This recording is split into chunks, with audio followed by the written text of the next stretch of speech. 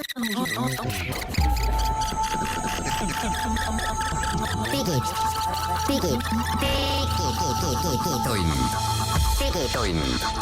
Nutikad lahendused ja digitunni toob sinuni Elisa.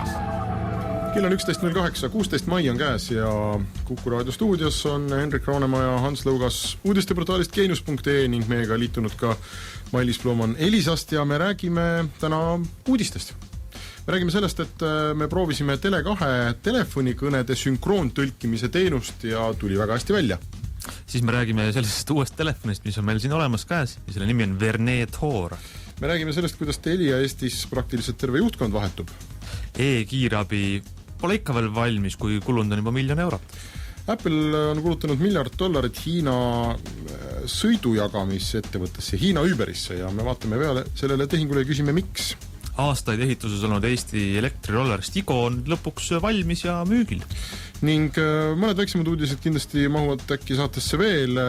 Graafikuid näitavad, et 4G Eestis on Euroopa kõige odavamate seas ja riik kavatseb õpetada kõik Eesti inimesed programmeerima, kes vähegi tahavad. Digitund.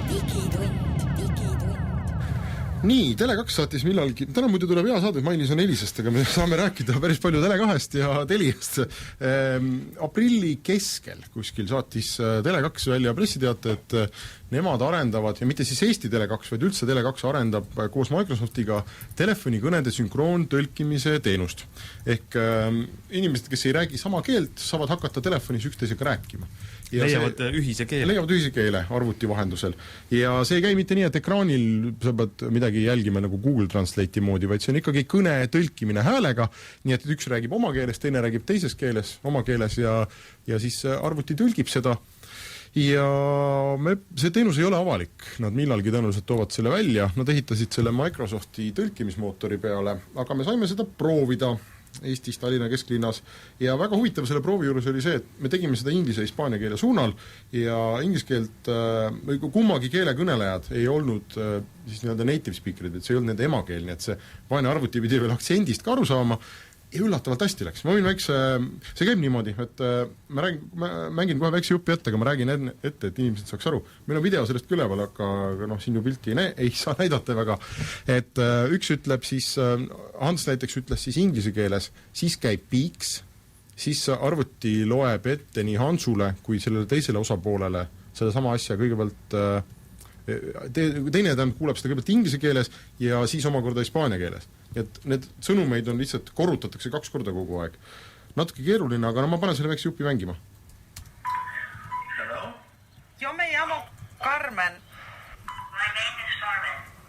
Oh, very nice. Nice to meet you, Carmen. Encantado de conocerte, Carmen. Oh, very nice. Nice to meet you, Carmen. Encantado de conocerte, Carmen. De pronto voy a estar de viaje en Estonia. All of a sudden, I'm going to be traveling in Estonia. Noh, ja nii edasi. No, see kõne, mille ma pidasin siis hispaania keelt rääkiva inimesega, kestis väga kaua, sest et tema ütles mulle midagi hispaania keeles, millest mina aru ei saanud, ma tean ainult paari sõna hispaania keelest nagu cerveza ja nii edasi, siis Por favor, 3 sõna. Ja siis käis piiks ja see tõlkeserver, siis, mis oli kuulanud hispaania keelest juttu, oli selle tõlkida inglise keelde ja luges inglise keeles mulle ette. Ja aus olla, siis see tõlkekvaliteet oli väga hea. Ma olen harjunud ikka Google Translate'iga, kes ikkagi teeb igasugust sodapodjat teeb ja räägib lollusi ja grammatikat pole ja sõnavara on vales. Aga see, meil oli ka üsna lihtsalt lausedeks. Aga tavalise telefoni kõne saab täitsa hästi ära peetud.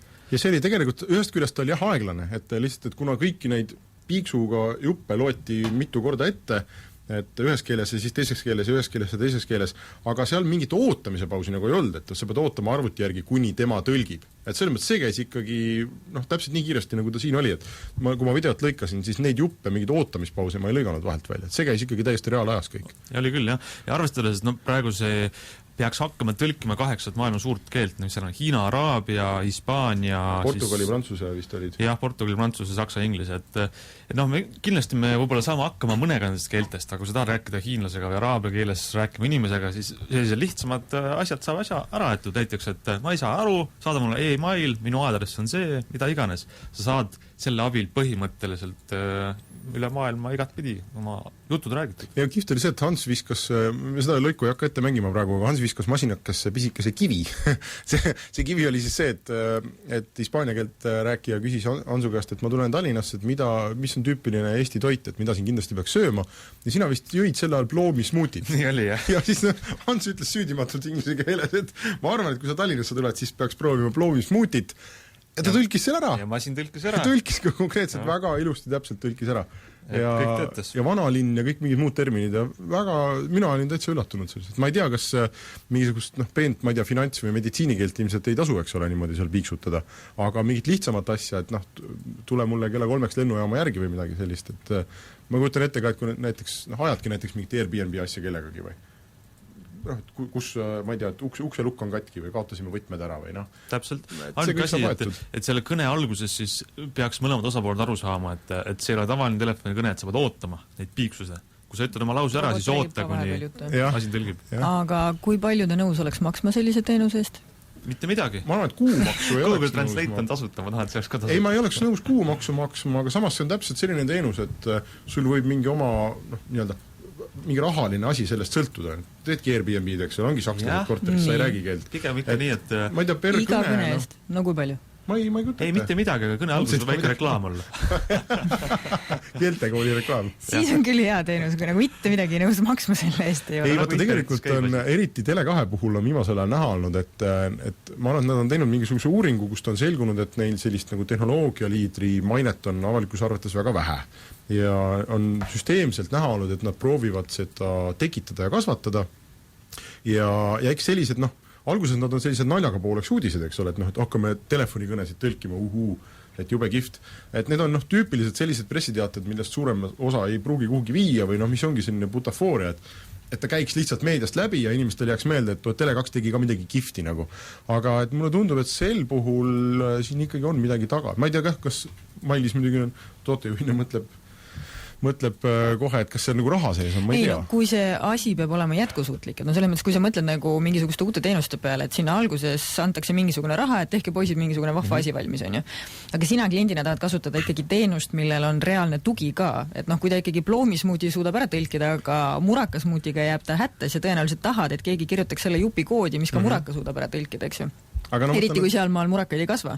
Mille jaoks on jälle raha vaja. Seda raha saad sa ainult siis, kui sul on reaalselt kliendid, kes selle eest maksavad. Sellepärast ma mõtlesin, et kui see näiteks on sellistele teiesugustele, kes tahaks nagu sakslastega asja, aga saksa keelt ei räägi, et kas seal on nagu, on see äri või on see nagu niisama vahva ettevõtmine? Et on see ma isegi ei kujuta ette, kas seal on väga suured kulud peal tehniliselt, sest nad kasutavad seda Microsoft Translate'i ja Microsoft niikuinii ühel või teisel või kolmandal põhjusel arendab seda, et tõenäoliselt ta küsib, eks ole, Tele2 käest mingit raha võib-olla, et nad saaks seda kasutada või siis vähemasti hakkab küsima.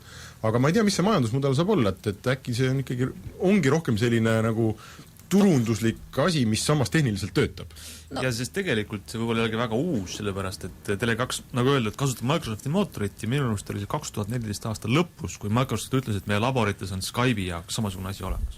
Et Skype'i, sama kood on Skype, võib-olla see käibki läbi Skype'i ilma video osata, sest lihtsalt kõne. Et nad testisid juba toona seda, et keegi räägib araabia keelt ja siis hiina keeles saab vastu rääkida asi on tõlgitav. Pigem ma arvan, et see võib olla kui see nagu tehnoloogia natukene nüüd veel areneb, siis sellest võib saada üks selline teenus, mis on niikuinii kõigil olemas. Umbes nagu sul on koputus, on ju. Et on lihtsalt mingi selline teenus, mis on olemas ja mille eest sul on imelik nagu kuidagi raha võtta, sest see tundub kõigil on normaalne, et see on olemas ja ega see nüüd iga kuuni väga palju ei maksa ka, et see pagana koputus seal olemas on. Et see muutubki mobiilside nagu teenuse osaks, mille eest on keeruline võib-olla eraldi raha võtta, aga ma ei tea. Ei kõla nagu väga ägeda teenusena sellisel juhul. Miks? Ta tõlgib ühest keelest teise, väga äge teenus on. No hea, okei, kui sa helistad Saksamaale, siis tõenäoliselt on see rahvusvaheline kõne ja kuna see kõne võtab umbes 3 korda rohkem aega, nagu sa ütlesid, on ju, võtab 3 korda rohkem aega, siis ärimudel on seal, et lihtsalt rahvusvahelised kõned on nii palju pikemad. No nii, probleem lahendatud. Lähme teeme väikse pausi. Täielik innovatsioon Digitunni saates, me läheme varsti tagasi.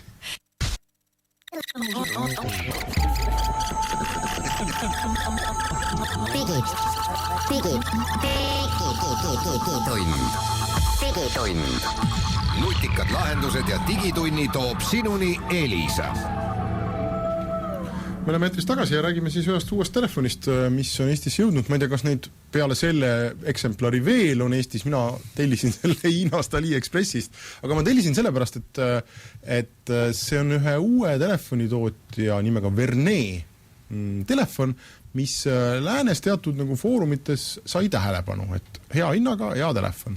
Kui keegi raadiopilti näitaks, siis näeks minu väga skeptilist nägu. Sa võid näidata, meil on YouTube'i vaatajad saab vaadake kõik, sest ma olen väga skeptiline, see näeb välja nagu mingisugune võlts konjakitooti nimi Vernet Tour, konjak tuleb Prantsusmaalt, aga see on Hiina konjak, tundub, aga no see on nimi, aga kui ma seda telefoni käes hoian, siis ma enam ei ole nii skeptiline. Ta näeb välja nagu üks telefon. Mitte ühtegi erilist asja ei ole selle telefoni, no lihtsalt üks must klots. Kummist tagagaas, taga on kaamera, välk ja sõrmejälje sensor, ees on üle terve esikülje kattev puutunud ekraan, 3 nuppu, külje peal on hääl kõvemaks, hääl vaiksemaks nupp ja voolunupp, üles saab panna kõrvaklapid pista ja alt saab laadida mikro USB pesaga. No nii on. Android 6 on sees 8-tuumaline MediaTeki protsessor, mitte mingi Qualcomm, vaid hiinlaste enda MediaTek, 16 giga mälu, 3 giga rammi, ehk siis väga muljetavalt 8 megapiksline kaamera, 5-tolline 120p ekraan, selline normaalne keskklassi telefon. 2 SIM-kaarti käib sisse. Jah, 2 SIM-kaarti käib sisse, aga see, mida on nagu tema kohta öelda oskaks, on tõesti keeruline, sellepärast, et ta on ma ei ole jõudnud teda väga pikalt testida, ma ütlen ausalt, sest ma alles eelmise nädala lõpus sain. Ta töötab, enam-vähem tundus kiiresti, kõik on olemas, kõik on okei, aga tema nagu probleem on see, et kui me nüüd liidame kõik need hinnakesed kokku, mis ta tulevad, ehk et ta maksis mul $120, sinna otsa läks $20 transpordikulu ja sinna otsa läks €40 tollimiskulu, ehk et toll pluss raha DHL-ile, et nad viitsiks seda vormi minu eest täita, tollivormi, mida ma ise ei oska täita. Ja kokku siis ta tuli kuskil €170. Ja enam ei olegi nii... Ei ole nii soodus enam tegelikult, eks. Ja sellepärast, et täpselt sama hinnaga on praegu, ma vaatasin just klikke hinnakirja, on Moto G 2015. Ja väga sarnaste näitajatega, aga mulle tundub, et tal on vist nõrgem protsessor selle Moto G-l. Peab võrdlema, kuna need on eri tootjate omad, nii üks ühele ei saa öelda. Moto G-l on 8 gigabaiti ainult sisemälu, sellel on 16 ja Moto G-l ei ole sõrmejälje lugejat ja tal on natuke väiksem aku, aga väga-väga sarnane üldiselt. Et ma arvan, et selle aja peale, kui see pagana Vernet oleks Eestis müügil koos järelteeninduse garantii ja eestikeelse juhendi ja kõige sellega, eks ole, mis peab telefonil olema, siis ta ei saaks eriti soodsam nagu tulla. Alla 200 vist enam ei saa, jah? Ei tea, ma ei tea, mis arvad, Mailis? Mina arvan seda, et kõige parem on ikkagi võrrelda Coolpadiga seda. Ja ma praegu vaatan, mis sa ütlesid, 8-tuumaline. 8-tuumaline MediaTek.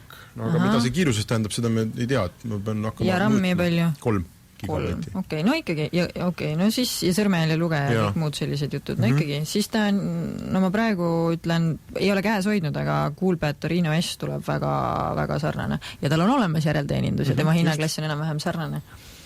Et see on oluline, ühesõnaga põnevaid ja väga kihvti asju tuleb Hiinas tehakse ja tegelikult see ei pudene käte vahel laiali, sõrmejälje lugeja töötab kiirelt ja ka niimoodi vaikselt olekus, et telefon magab, panen sõrme siia taha vastu sensorit nagu peab, ja läheb tööle. Nii, miks need ülejäänud Coolpadid kõik sükse hävitava hinnangu teilt on saanud? Mis see põhjus on olnud? Tarkvara on põhihäda olnud. Jooksub kokku ja muid hädasin sellega. Siin selle telefoni puhul tõesti mulle kõige rohkem meeldib see, et siin on puhas Android 6, ta on hirmus kiire ja ei ole ühtegi midagi. Ta on enam-vähem puhas, 99% puhas. Võtnud kõik programmid? Ei ole, eks? Ei, mitte midagi pole välja võtnud. Ma olen mõned juurde pannud, mis mul endal vaja oli, aga maha ei ole midagi võtnud, et selles mõttes on... Vernet Tour ühesõnaga. Jah, kes tahab, tundub, et töötab, võib minna tellima, aga ta ei ole, kahjuks kui tõesti, kui need kõik need hinnad kokku liita, mis talle juurde tulevad, siis ta ei tule nagu supersoodus. Kui ta oleks täna, tuleks mul €99, siis me ilmselt saaks öelda, et tehke kõik AliExpress lahti ja minge ostma, et selle hinna eest super, aga kõiki neid lisakulusid tuleb lihtsalt niivõrd palju juurde ja sellega peab arvestama. Põikame korra siis Eesti mobiilioperaatorite maailma veel. Telia Eesti juht Dan Strömberg loob endale uue meeskonna, võiks nii öelda, sellepärast, et eelmine nädal vist üsnagi üllatavalt kõigile selles valdkonnas tuli see uudis, et lahkuvad ametist siis turundus- ja ärakliendiüksuse juht Piret Mürk Dubois, tehnoloogiadirektor Tiit Tammiste, kes on mõlemad ikkagi olnud selle ettevõtte sellist käilakujude väga pikalt. ja lisaks veel suvel läheb finantsdirektor ka ära. Kes on seal ka 20 aastat olnud, ehk et tegelikult täielik juhtkonna vahetus, praktiliselt sinna vanast juhtkonnast keegi ei jäägi. Et mis see tähendab, kas Telia Eesti muutub siis päris Rootsi juhtimiskeskseks selliseks allkontoriks või ikkagi jääb siia, saab tulema uus põlvkond noori tugevaid juhte, kes seda sellist tehnoloogia eesrindlikku nagu brändi üleval hoiavad Eestis, seda näeme. Seal on tegelikult kaks vastandlikku märki, eks ole, ühest küljest me võiksime nende väga staažikate tegijate lahkumisest välja lugeda, et see suund on halb, et suund on harukontoriks, kus sellise kogemuse pagasiga inimestel ei ole enam eriti midagi teha, et kui suured otsused liiguvad kuhugi Rootsi või grupi tasandil ära, eks ole, siis mida sa istud siin, võtad lihtsalt Rootsist tulevaid mingisuguseid pakke vastu ja paned neid siis kuhugi masti üles, et sa ise ei saa eriti midagi planeerida, see on üks võimalik mõttesuund, aga teine on see, et sinna asemele ikkagi praeguse seisuga on saanud valdavalt Eesti inimesed. Et neid ei ole asendatud, eks ole, mingite meie jaoks tundmatute rootslastega. Et väga huvitav on näha, aga ma olen väga skeptiline esialgu. Et see suund, see grupi sünergia otsimine kõlab alati kuidagi kehvasti. Mitte hästi, jah. Ma ei tea, kas Mailis saab siin midagi öelda? Ma täiesti neutraalselt lihtsalt iga juht ilmselt tahabki enda meeskonna kokku panna, eks ju. Et ma arvan, et seda ei saa ühest küljest nagu ette heita ja teistpidi ma usun, et ka need, kes lahkumas on, siis ma arvan, et neil on oluliselt põnevamad ajad veel kindlasti ees, sellepärast, et ega nad koju istuma päris kindlasti ei jää. Et selliste kogemustega inimesi, ma arvan, joonelt kohe keegi kindlasti soovib endale saada või siis avavad nad ise enda luksi, et selles mõttes head soovid ainult kaasa. Nende pärast ma väga ei muretse, jah, aga väga huvitav on näha, et kuhu poole siis see Telia Eesti nagu liikuma hakkab, aga ma ennustan, et ta läheb palju rohkem Rootsi ettevõtte nägu, kui ta täna on olnud, sest täna ta on olnud väga palju ikkagi Eesti ettevõtte nägu. Me teeme pausi ja oleme varsti tagasi.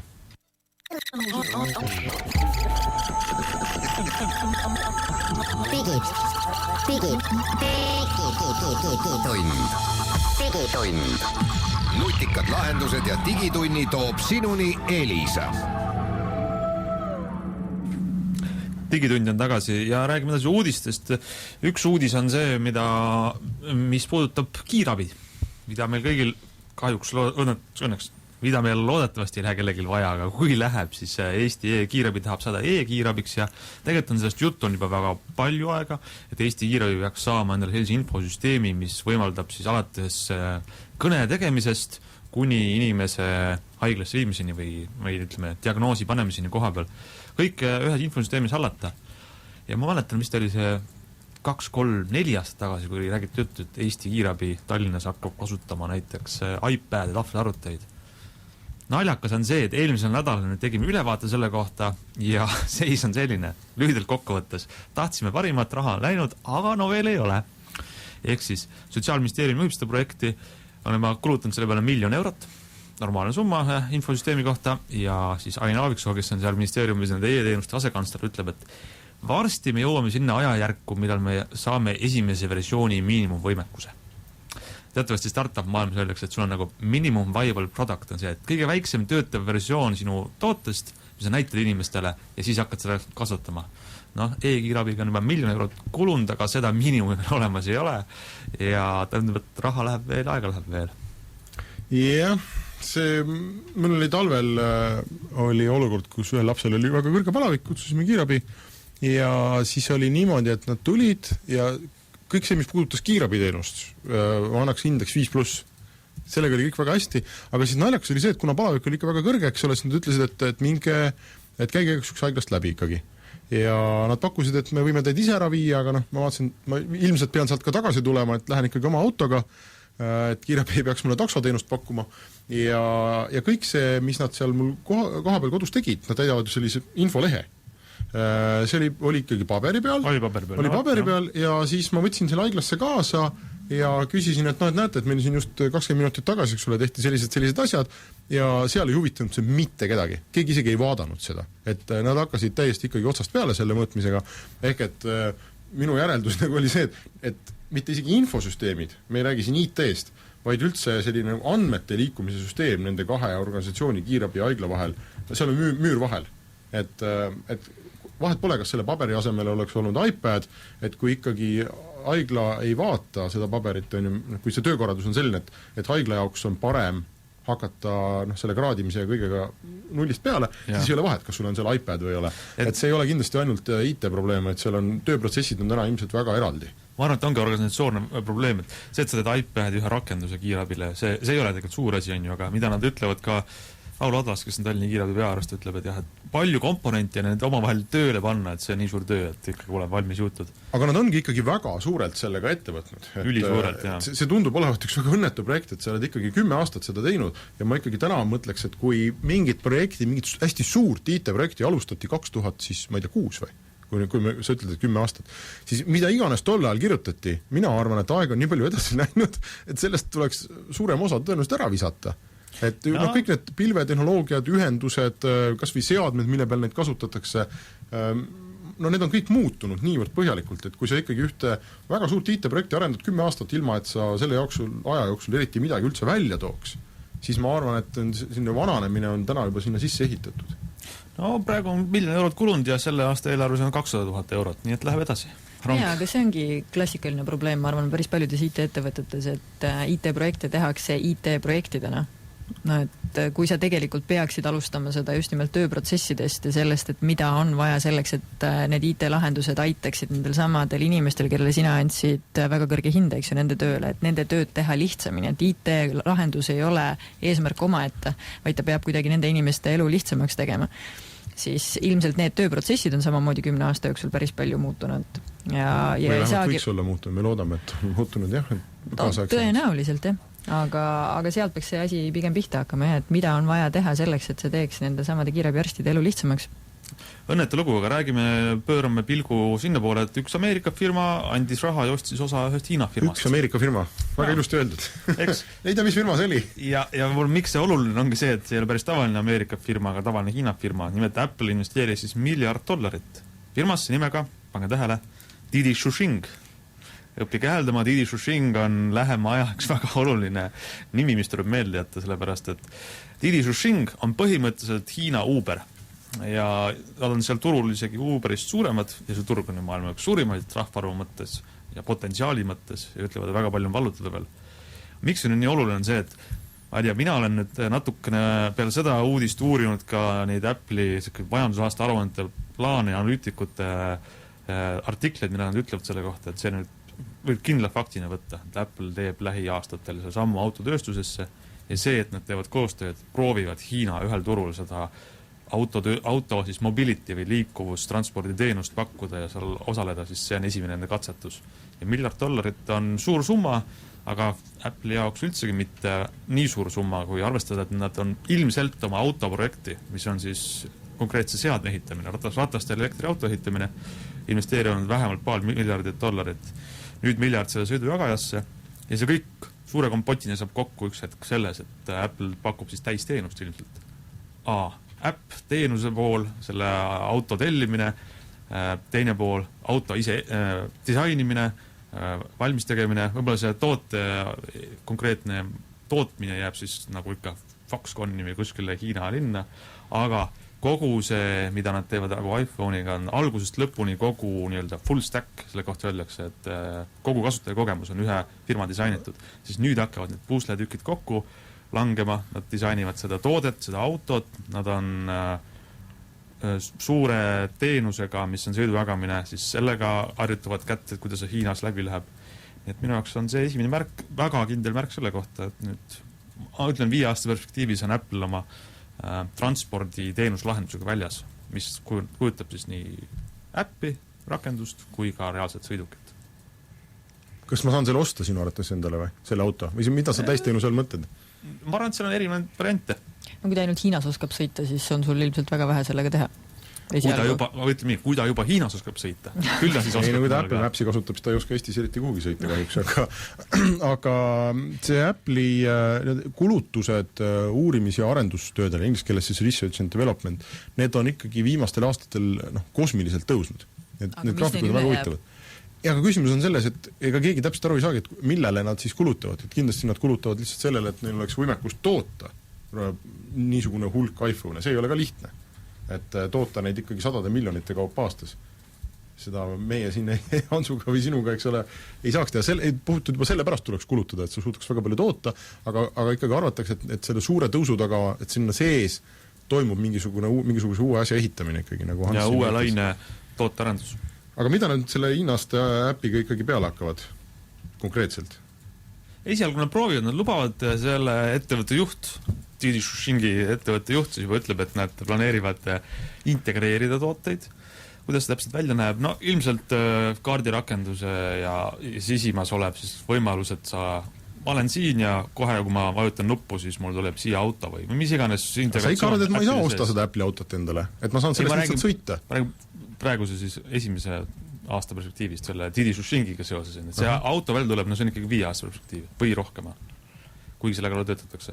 Aga kas see hakkab huvitav siis Hiinas niimoodi olema, et nad ehitavad selle Didi Shuxingi sinna iPhone'i sisse või? Ütled, et Siri, get me Didi Shuxing. Absoluutselt, jah, muidugi. Läitsa loogiline oleks, jah. Et nii nad plaanivad teha. No hüva, meie plaanime teha väikse reklaamipausi ja siis oleme tagasi.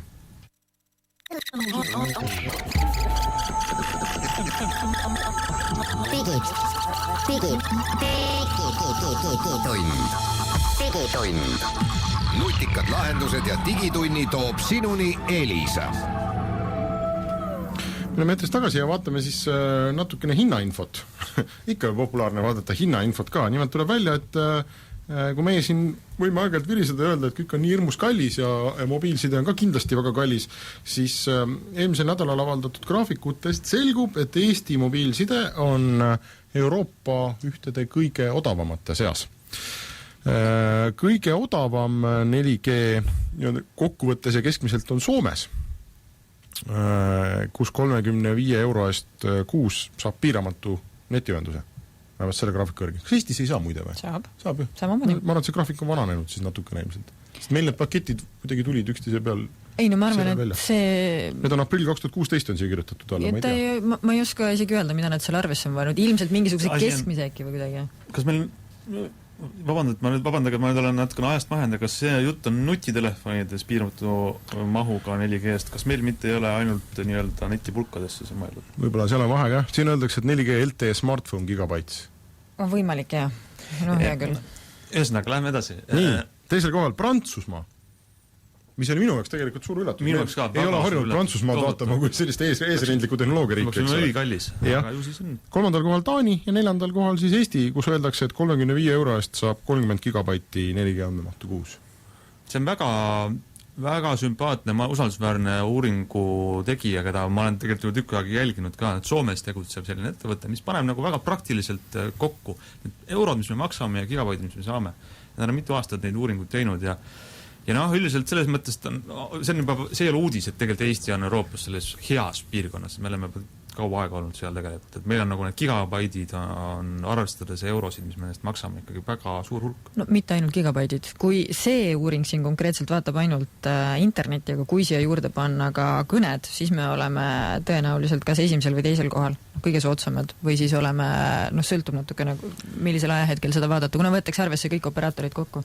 Kallimas otsas ma vaatan, on siin, selle graafiku pealt ongi raske aru saada, sellepärast, et Kreeka, Malta ja Bulgaaria on olemas, aga neil seda tornikest, et mitu gigabaiti saab, ei olegi. Et ma ei osanud sellest järeldust teha, et kas siis see on nii kallis, et sa ei saa isegi ühte gigabaiti. No või nad ei paku LTE-d. Aga Maltal näiteks on, ma guugeldasin, Vodafone Maltal pakub 4G-d küll, nii et ma ei tea. Aga esimene, kes siia nüüd tornikesega sisse mahub, on 35 euro eest Ungaris 1 gigabait. 1 gigabait. Siin samas veebilehel on välja arvutatud ka keskmine siis, et 2,77 eurot keskmiselt maksab Euroopa siis 1 gigabaidi eest. Ma tegin sellise kiire arvutuse hästi kiiresti, ma vaatasin küll märtsi. Kui märtsis meil kliendid kasutasid umbes 1 miljon gigabaiti 4G-d, ainuüksi, samamoodi üritasin võtta siis selle konkreetse seltskonna välja ainult, et mitte kogu võrgus, vaid see konkreetne seltskond siis. Ja kui ma jagasin ta siis niimoodi väga, väga suurelt kasutajate arvuga, siis kusagil sinna 16-17 gigabaidi kanti tuleb see ühe kasutaja kohta ja keskmiselt makstakse selle eest Eestis siis 14-15 eurot midagi sinna kanti, nii et täpselt poole soodsam selle keskmise järgi, kui niimoodi üldse arvutada. Aga samas on huvitav, vaata, siin on teine graafik, et mis on 20 gigabaidise nutitelefoni paketi hind, kõige odavam hind. et võta 4G andmeside paketi nutitelefonile, kus on 20 gigabaitti sees, et mis on kõige vähem raha, kõige odavam, mis sa saad, sest see 20 tundub väga palju. Miks ta palju tundub? Kellel on vaja nutitelefoni 20 gigabaiti? Ma ei tea, ma arvan, et 6-7 ei, aga vaata siin ongi, kui siin on kirjas, et kõige madalam hind unlimited minutite, sõnumite ja interneti eest. Vaata, 3 asja on kokku pandud, on ju. Et kui sa need 3 asja kokku paned, siis Poola võidab. siis on see edetabel selline Poola, Taani, Prantsusmaa, Eesti siis 4, aga ikkagi täiesti esirinnas. Ja näiteks Bulgaarias, Maltal, Ungaris, Tšehhis, Belgias, Rumeenias, Hispaanias, Horvaatias ja Lätis ei olegi üldse selliseid pakette. Seal on sellised, ei saagi.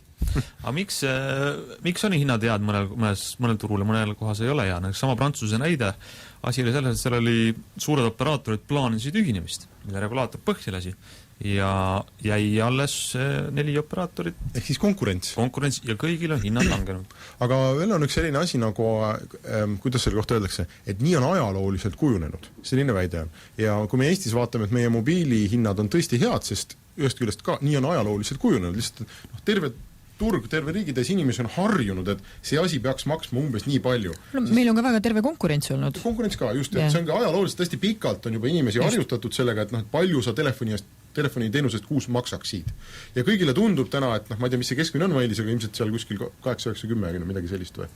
Kui palju maksab üks klient keskmiselt operaatorile? No ta jääb pigem sinna 10 ja 15 vahele, pluss siis, kui sa pargid ja ostad veel mingeid kolmandaid, neljandaid teenuseid. Aga et kõik on harjunud sellega ja siis on üliraske on, eks ole, tulla kellelgi öelda, et ei, aga teeme nüüd nii, et see ei ole mitte 10, vaid on 22.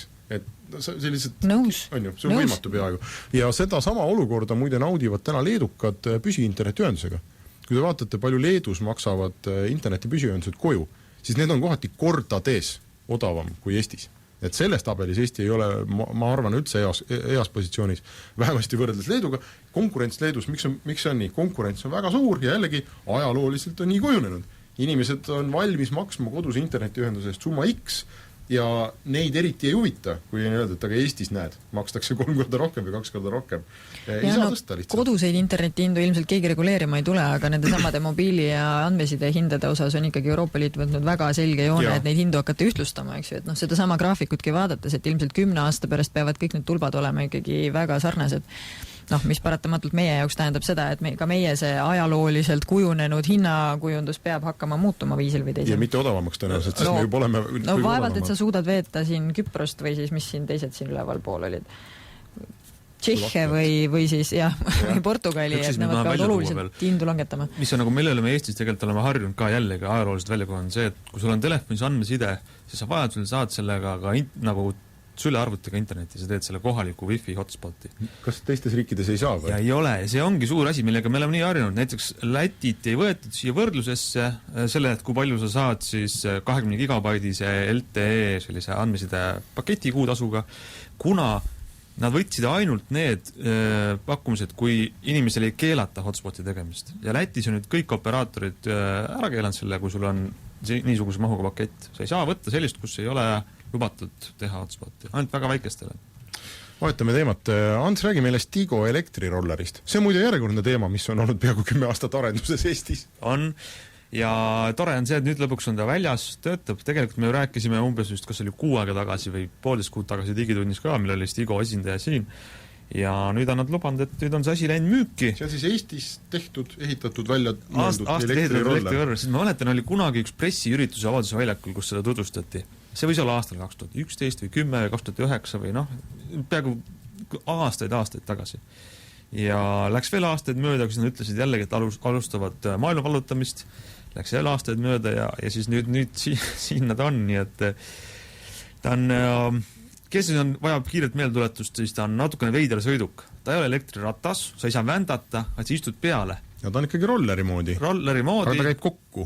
Aga kui tavaliselt bensiinrollerid sõidavad nii 49 km tunnis, et sa saad autole vahel sõita, siis see sõidab 25 km tunnis. Kuna ta läheb seaduse mõttes sinna elektrirataste definitsiooni jälle. Kus sa sõidad siis sellega? Kus ei tohi sõita kiiremini. Rattateel? Rattateel, jah. Ma ei ennusta neile erilist edu, sest ta näeb lihtsalt erakordselt koomiline välja. Ma usun, et ta on praktiline ja tema hind ei olnudki väga kõrge, kas ta oli sinna paari tuhande kanti või? 2000 eurot natuke alla, mis esialgu hinnad, nii et... Puhta elektrirolleri kohta, ei ole odav, aga ta ei ole 10 000 ka, eks ole. Aga ta lihtsalt... sa istud sinna selga, sa näed automaatselt totter välja, sorry, midagi ei ole teha. natuke veider, pisike punn. Väga vähe on neid inimesi, kes näeksid sellest Tigo seljas kuidagi coolid ja lahedad välja. See on muidu huvitav aspekt, jah. Eriti siin Põhjamaal, kus inimestel on komme kasvada suureks ja tugevaks. Ja mida suurem sa oled ja mida väiksem on see ratas sinu all, siis seda koomilisem efekt võib juhtuda. On küll, jah. See näeb tõesti väga. Ma loodan, et nad leiavad endale hea turumaailmas, aga neil on see Segway probleem, Segway seljas ka, Segway kihvt asi, aga lihtsalt kõik nägid automaatselt totakad välja, kui nad sinna selga või peale astusid. No Segway on kallis ka. Enne kui saade läbi saab, jõuan kiiresti kuulutada välja, et kui te tahate programmeerijaks saada ja praegu te ei ole, siis nüüd on äkki teie võimalus tulemas. Riik kuulutas just hanke välja, et leida koolitaja ja siis sügisel peaks startima selline intensiivõppe, kus sa saad teooriat, räägitakse sulle Pythonist või Javast või millest iganes, aga selle 6 kuu koolituse sees lähed kohe ka programmeerijaks ühte firmasse tööle nagu praktikale. Ja siin oodatakse just inimesi, kes ei ole IT-s olnud varem ja saavad sellise noorem arendaja siis kogemuse kätte. Ja kui see edukalt läheb, siis juba järgnevatel aastatel ühe rohkem inimesi saab sinna minna. Ja kes teab, võib-olla hakkate tegema e-kiirabi projekti. Jah, sest see ei lõpe. Aga meie saade lõpeb kahjuks ja järgmine nädal oleme jälle tagasi.